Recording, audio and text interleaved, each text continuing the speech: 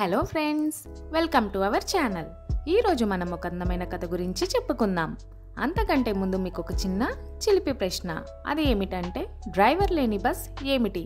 దీనికి సరైన సమాధానం మీరు కామెంట్ సెక్షన్లో తెలపండి, లేదా మన అప్కమింగ్ వీడియో వరకు వెయిట్ చేయండి. అండ్ మన ప్రీవియస్ 4 స్నేహితులు మరియు వేటగాడు వీడియోలో ఉన్న చిలిపి ప్రశ్నకు సమాధానం: చలికాలంలో ఐస్ క్రీమ్ తింటే ఏమవుతుంది? కప్పు ఖాళీ అవుతుంది. ఇంకెందుకు ఆలస్యం, కథలోకి వెళ్ళిపోదామా? ఈరోజు మనం చెప్పుకోబోయే కథ పేరు సింహం మరియు ఎలుక.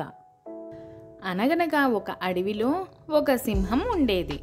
ఒకరోజు సింహం కునుకు తీస్తున్నప్పుడు ఒక చిట్టెలుక అటుగా వచ్చింది.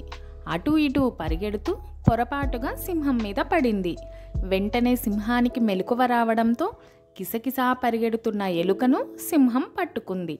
నీ వల్ల నా నిద్ర చెడిపోయింది, కనీసం ఆకలి అయినా తీరుతుందిలే అంటూ ఎలుకను తినబోయింది.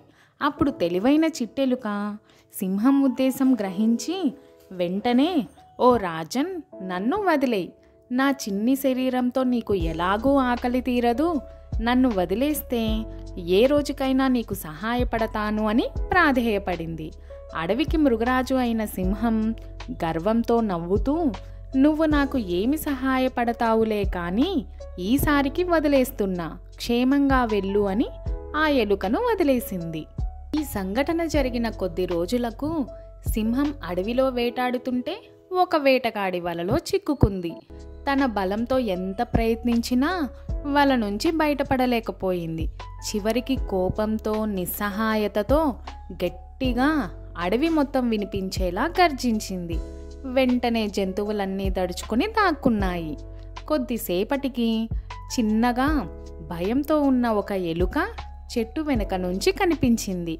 మెల్లిగా సింహం దగ్గరికి వచ్చి ఎలుక ఇలా చెప్పింది: ఓ రాజా, మీరు ఆపదలో ఉన్నారు, నేను మీకు సహాయం చేస్తాను, భయపడకండి అని చెప్పి వెంటనే ఎలుక తన దంతాలతో ఆ వలను చిన్న చిన్నగా కొరకటం మొదలుపెట్టింది. ఎలుక చాలాసేపు కష్టపడడంతో చివరికి ఆ వలకి పెద్ద చిల్లు తయారయింది. వెంటనే సింహం వలలో నుంచి బయటపడింది. ఆ విధంగా ఎలుక సింహాన్ని కాపాడింది.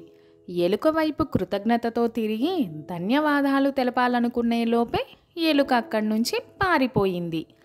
ఎలుక పారిపోవడాన్ని గమనించిన సింహం తన మనసులో ఇలా అనుకుంది: ఈ చిట్టి ఎలుక నాకు ఏమి సహాయం చేస్తుంది అని అనుకున్నాను, కానీ ఈరోజు అదే నా ప్రాణాలు కాపాడింది.